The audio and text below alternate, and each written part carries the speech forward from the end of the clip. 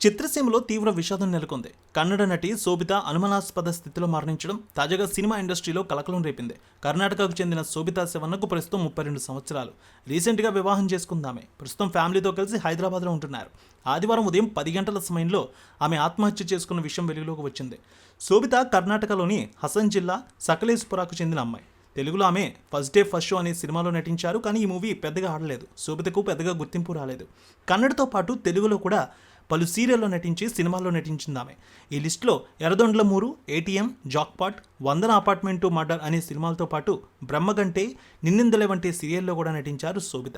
2 ఏళ్ల క్రితం శోభిత వివాహం చేసుకుంది. పెళ్లి తర్వాత హైదరాబాద్లోనే స్థిరపడింది.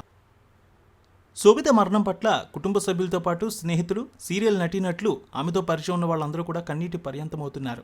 శోభితకి ఎలాంటి సమస్యలు లేవని, భర్త కూడా మంచివారే అని, ఇద్దరు కూడా చాలా అన్యోన్యంగా ఉంటారని, ఇలా ఆమె ఆత్మహత్య ఎందుకు చేసుకుందో కారణం తెలియడం లేదంటూ ఆమె సన్నిహితులు, కుటుంబ సభ్యులు కూడా తెలియజేస్తూ ఉన్నారు. మొత్తానికి టీవీ ప్రముఖులు, సినీ ప్రముఖులు కూడా ఆమె మరణ వార్త విని దిగ్భ్రాంతి వ్యక్తం చేస్తూ సంతాపం.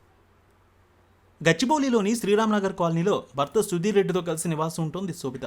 ఆమె భర్త సాఫ్ట్వేర్ ఇంజనీర్గా పనిచేస్తున్నారు. తాజాగా పోలీసులు చెప్తున్న వివరాల ప్రకారం కర్ణాటకకు చెందిన శోభితకు బెంగళూరులో సాఫ్ట్వేర్ ఇంజనీర్గా పనిచేస్తున్న సుధీర్ రెడ్డితో మ్యాట్రిమోనీ ద్వారా పరిచయం అయింది. సుధీర్ హైదరాబాద్ తుక్కుగూడకు చెందినవారు. పెద్దల అంగీకారంతో ఇద్దరు పెళ్లి చేసుకున్నారు. ఆ తర్వాత హైదరాబాద్కి ఈ జంట మకాం మార్చారు. కొండాపూర్ శ్రీరామ్నగర్ కాలనీ సి బ్లాక్లో ఒక ఇంట్లో ఈ జంట అద్దెకుంటున్నారు. అయితే పెళ్లి తర్వాత శోభిత సినిమాలకు దూరంగా ఉంటున్నారు. పూర్తిగా కుటుంబానికే తన సమయాన్ని కేటాయిస్తూ ఉన్నారామె. సినిమాలు, సీరియల్కి దూరం అయిపోయారు. ఈ నేపథ్యంలో శనివారం రాత్రి భర్తతో కలిసి భోజనం చేశారు. ఇక ఆమె ఓ గదిలోకి వెళ్ళి పడుకున్నారు. మరో గదిలో భర్త సుధీర్ వర్క్ ఫ్రమ్ హోమ్ కావడం వల్ల ఆయన వర్క్ చేసుకుని పడుకున్నారట. ఆదివారం ఉదయం 10 గంటల సమయంలో ఇంటికి పని మనిషి వచ్చింది. శోభిత పడుకున్న రూమ్ తలుపు కొట్టినా రెస్పాన్స్ లేదు. సుధీర్ రెడ్డికి విషయం చెప్పింది. దీంతో అతను వచ్చి తలుపు విరగొట్టగా శోభిత ఫ్యాన్కు ఉరివేసుకుని వేలాడుతూ కనిపించింది. అయితే ఇప్పటి వరకు ఆమె మరణానికి గల కారణాలు తెలియరాలేదంటున్నారు పోలీసులు.